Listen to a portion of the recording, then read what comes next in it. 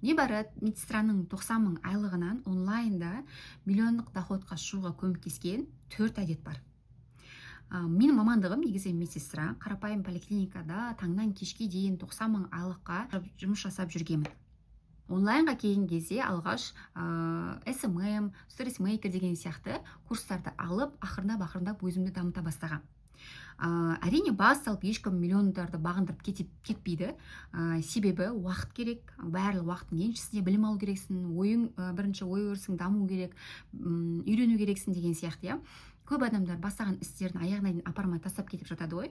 Неге? Себебі ожидание қойып алады да тез. Қазіргі успехті көріп, мен бір айда 10 миллион доходқа шықтым, мен анама үй алып бердім, мен өзіме BMW алдым деген сияқты тез байып кеткен адамдардың видеоларын, рилстарын барлығын көріп алып, өзінің миына барлығы тез және оңай болу керек деген заңдылықтарды құйып алады да. Уже миын соған үйретіп тастайды. На самом деле олай емес қой. Кез келген мақсатқа жету үшін, өзіңнің қалаған миллиондарын табу үшін міндетті түрде еңбек керек. Пахать и пахать. Егер сен пахать етпейтін болсаң, егер сен басында нөлден бастап жатқан кезде бүкіл күшіңді салып, бүкіл энергияңды салып, бар фокусыңды салып жұмыс жасамайтын болсаң, болмайды ешқандай миллиондар, болмайды ешқандай қалаған BMW, үйің, шетелің. По-любому пахать ету керек болады. Демек сен еңбектің арқасында ғана өзінің өміріңе қол жеткізесің. Бірақ мысалы осыдан 30 жыл бұрын, 40 жыл бұрын біздің әке-шешелеріміз жұмыс жасаған кезде олар бір айлыққа жұмыс жасайтын, стабильностьтің заманы болатын. Ал қазір сен өмір бақи 30-40 жыл бойы жұмыс жасап барып қана үй аласың деген уақыт өтті. Қазір заман уже өзгеріп жатыр. То есть қазір білімділердің заманы. Сен қара жұмыс жасап қана адал ақша тауып үй аласың емес, сен білім алып, өзіңнің миыңды, қабілеттеріңді қолдану арқылы неғұрлым тезірек өзіңнің қалаған өміріңе қол жеткізе аласың деген сөз. Қазір байқайсыздар ма? Бір жылдың ішінде уже өздерінің үлкен бір үйлеріне, үлкен бір бизнестарына, миллиондық обороттары бар бизнесқа қол жеткізіп жатқандар бар. Менің өзім, Аллаға шүкір, 8 айдың ішінде ақша жинап Астанадан үй алған болатынмын. Демек, бұған қол жеткізуге болады. Егер адам четко, ясно не үшін әрекет жасап жатқанын білетін болса. Күнде таңертең сені төсегінен тұрғызатын, зажигать ететін бір мақсат болу керек. Күнде таңертең төсегінен ояна салып, мен үй алғым келеді, или мен бір күшті бизнес ашқым келеді, мен блогым жүргізгім келеді, блогымда 100 мың подписчик болғанын қалаймын деген адам, күнде таңертең сол нәрсені сразу бірінші ойына есіне алатын адам, ұйықтаған кезде сол нәрсені ойлап жататын, не істеу керек екенін миында қозғап, жоспарлар құрып, уже ойланып, жан-жақта мүмкіндіктер іздеп жататын адам, примерно мынандай бір жоспар сияқты, карта сияқты сызып жүретін адам ойында, ол міндетті түрде бір күні жетеді өзінің сол армандап жүрген өміріне. А кім просто так далбасалап жүреді, бүгін бар, ертең жоқ, әшейін ілініп салып, для галочки бүкіл әрекеттерді жасап, для галочки курс алдым, елдер алып жатыр екен курс, мен де ала салайын, елдер блог басып сториске шықты, мен де шыға салайын, для галочки, елдер жаяу жүріп жатыр екен, мен де жүре салайын, или кітап оқу керек екен ғой деп, ананы мынаны бір бастап тастап кете беретін болса, болмайды результат. Ол просто өзінің уақытын ғана шығындап жүреді да. Адам бірінші кезекте маған көмектескен ол мақсат. То есть сені зажигать ететін мақсат болу керек. Одан кейін әрекет. Адам әрекет жасамай өзінің миллиондарына қол жеткізбейді.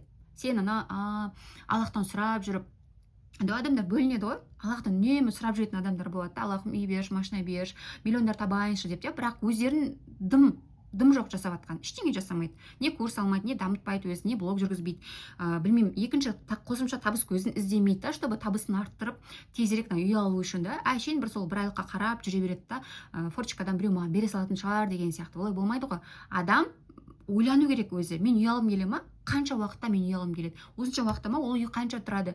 Ол үйді алу үшін мен айына қанша табуым керек деген сияқты элементарно математический раскладпен уже ойлайды адам. Сол кезде уже мынаны жасау керек деген сияқты понятие болады адамда. Сол кезде уже адам әрекеттеніп, белгілі бір мақсатына, арманына дисциплина қалыптастырып жетеді. А так просто так үй берші, анам берші деп армандап жүргеннен ештеңе болмайды. Демек, бірінші мақсатың болу керек, зажигать ететін, нені қалайсың сен. Одан кейін әрекетің болу керек, күнделікті, стабильно, тұрақты түрде. андай настроением бар кезде жасаймын, настроением жоқ кезде жасамаймын, бірде бармын, бірде жоқпын, блогты біресе бастаймын да бір апта, 2 апта жүргізіп, одан кейін 1 ай, 2 ай жоқ болып кетемін деген сияқты болмайды. Кез келген нәрсенің накопительный эффекті болады. То есть ол уақыт өте келе кішкентай аз-аздан әрекеттер жасай беру арқылы біраз уақыттан кейін өзінің эффектісін береді. Кәдімгі вау деген сияқты. Мысалы, блог жүрген кезде сен бір сторис саласың, бір рил саласың, бір пост саласың. Ол ешқандай нәтиже бермеуі мүмкін. Даже 1 айдан кейін бермеуі мүмкін. Но егер сіз стабильно, тұрақты түрде 6 ай бойы жүргізетін болсаңыз, онда 6 айдан кейін өзіңіз таңқаласыз, қалай менің блогым осыншама аудиторияға өсті, менің просмотрларым қалай өсті деп. И уже содан кейін сіз сол блогыңызды ақшаға айналдыруды білетін болсаңыз, поверьте мне, сіз өзіңіздің қалаған өміріңізге қол жеткізесіз. Оған бірден-бір дәлел өзім. Просто так бір айлықтан онлайнда миллиондарға бағындырып отырған. Менің ешқандай көкем жоқ, менің бір связьдарым жоқ, маған ешкім көмектеспеген, маған ешкім мә деп ақша әкеп бермеген, мә саған бизнес пассаж, мә саған вложениеға ақша деп. Ешкім ештеңе жасамаған. Мен өзім барлығын тырысып, еңбектеніп, анадан қарап, мынадан қарап, пысық болып, мен егер де қаласам бай өмірді, я же не хочу, просто так өмір бақи өзім уақытымды кетіріп, жылап, анаған қызығып, мынаған қызығып, да. Я просто хочу быть богатой, я просто хочу быть как у всех, как все жить. Шетел аралап мен де өмір сүргім келеді деген сияқты миыма құйып, да, я просто приняла решение. Мен бай болғым келеді, мен жақсы өмір сүргім келеді. Мен неудачниктар сияқты не хочу, өмір сүргім келмейді олай, үнемі біреулерге қызығып деген сияқты, бір айлыққа өмір сүргім келмейді деп. Сол үшін сен бірінші өзіңе шешім қабылдайсың, мақсат қоясың, әрекетіңді жасай бересің, и одан кейін не істейміз? 4-шіде просто ожидание күтпейсің. Адамдарды құртатын осы ожидание ғой. Қашан болады, неге болмай жатыр, что-то не мое сияқты, мүмкін тасай салсам бекен, мүмкін ананы істесем бекен деп, бастаған істерін аяғына апармайды да, хотят быстро и легко, что барлығы тез болып кеткенін қалайды. Олай болмайды. Адам минимум өзіне бір әдетті қалыптастыру үшін бізге 21 күн уақыт керек. Ойлаңыз. Ал адамға мысалы өзін дамытуы бар, бір тілді үйренгің келсе де минимум саған 6 ай уақыт керек ол үйрену үшін деген сияқты. Бір кәсіпті сен меңгеріп алу үшін саған кемінде 1 жыл керек. Сосын барып сен уже сол саланың мықты эксперті боласың деген сияқты. Адам өзіне хотя бы 6-8 ай 1 жыл уақыт беру керек. Сол саланы толыққанды меңгеру үшін, сол саланы шемішкедей шағу үшін, да, на автомате барлығын жасау үшін, даже в конце концов шәкірттерге үйрете алу үшін, өзіңе сенімді болу үшін, ненің не екенін білу үшін саған уақыт керек барлығы. То есть сабандылықта бұл жерде. Ең бірінші кезекте сен тәуекел етесің. Сол мысалы курс бастаған келе ма, бизнес бастаған келе ма, без ожидания Аллахқа ғана тапсырып, Аллахым мен бастадым осы нәрсені, егер хайырлы болса өзің маған реттеп берші деп тәуекел етесің, риск жасайсың. Рисктің артында үнемі рост болады. И кім риск жасамайды, кім тәуекел етпейді, сол мақсатына жетпейді деген сияқты приколда бар ғой, рилста, тиктокта. Сол сияқты ғой. Адам тәуекел етеді, сосын барып уже Аллах беретін болады. Сенің әрекетіңе, сенің ниетіңе қарай. И табандылық болу керек. Андай, қайтсем де жетем деген болу керек қой. Марғұлан Сейсенбай айтады ғой. У кого-то получается с 1-го раза, у кого-то со 2-го, а у кого-то с 10-го дейді. Әркімнің өзінің жылдамдығы бар. Біреу бір жасағаннан-ақ кәдімгі 100 мың, 200 мың, 500 мың доходқа шығып кетеді. Біреу 10 рет жасаса да результат шықпай жатады.